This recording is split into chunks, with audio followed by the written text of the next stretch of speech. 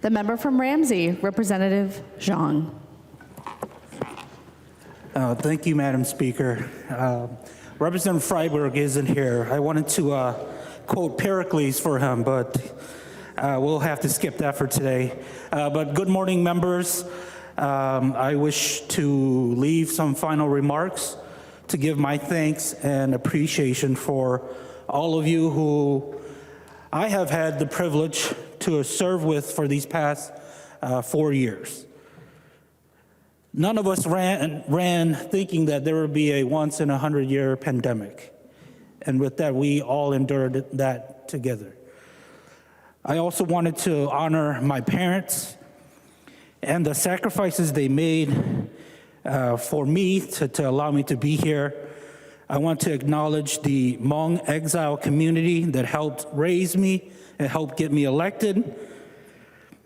And I want to thank my city of Maplewood that allowed me, gave me everything that allowed me to succeed in life. I wanted to share with the House the purpose I had in running and in serving this chamber. I know Representative Winkler told us 5 minutes, so he's not here, so I'm going beyond that. So, in listening to Representative Liebling's HHS committee earlier this year, I learned that over 190 babies are born in Minnesota every day. And today, somewhere in Minnesota, a young parent will hold their own child for the first time. I shared with you all, there was once a young man of 21 who was born in a land far away. His mother gave birth to him to the sound of artillery fire, bombing, and exploding rockets. That following new year of his birth, his home city was taken over by enemy forces. He grew up in poverty deep in the jungle mountains, never even seeing what a motorcycle looked like. At the age of 12, he had to take up his father's rifle to kill his first man, to save his family, after his country was taken over by genocidal tyranny.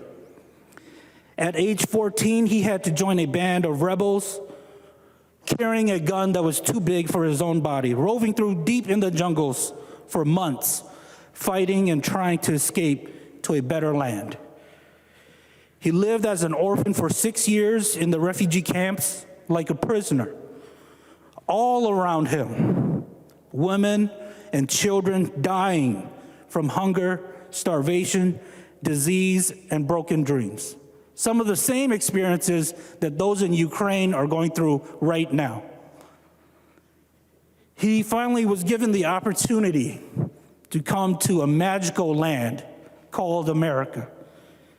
When he arrived, he was unskilled, lacked the language proficiency, and had no education.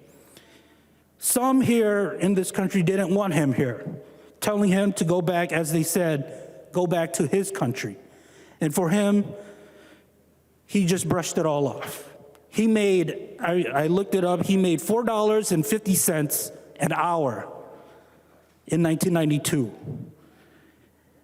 And sometimes, even if one of his child was sick or was hospitalized at times, he could not leave his work because he could get fired. Waking up diligently for over 20 years at 6 a.m. every morning, he prayed, oddly, that he hopes he never receives a promotion.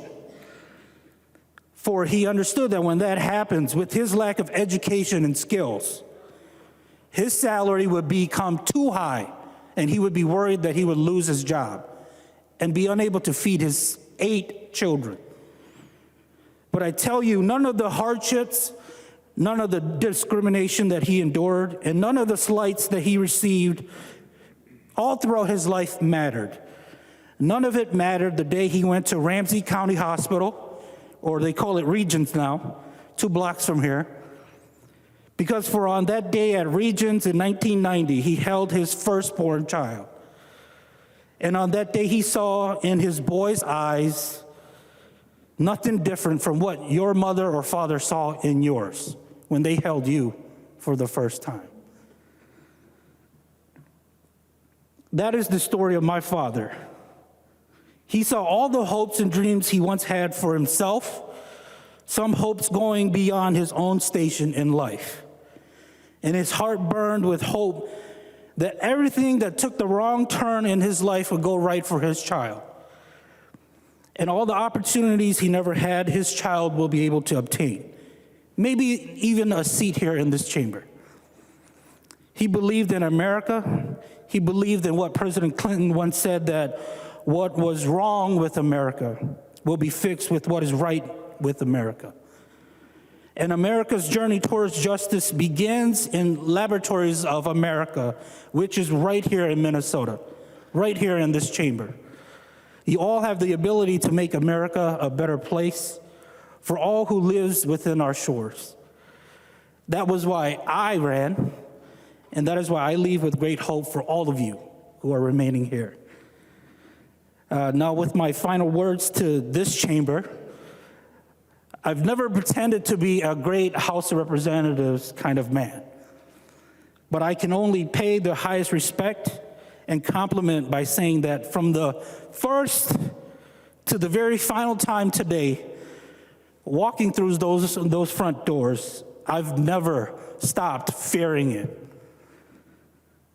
And the butterflies that I felt 2 minutes to the start of session today, I felt such as much on the very first day of session 4 years ago, right before Minority Leader Doubt started grilling us Democrats.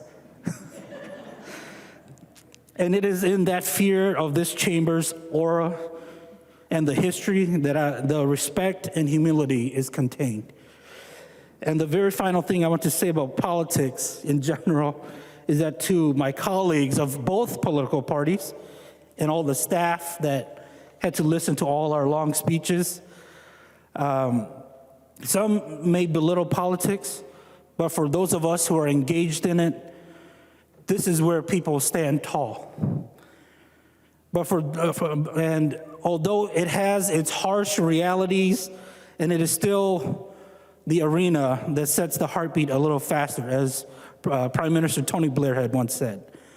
And if it is on occasion the place for partisanship, it is more often the place for the pursuit of noble and just causes.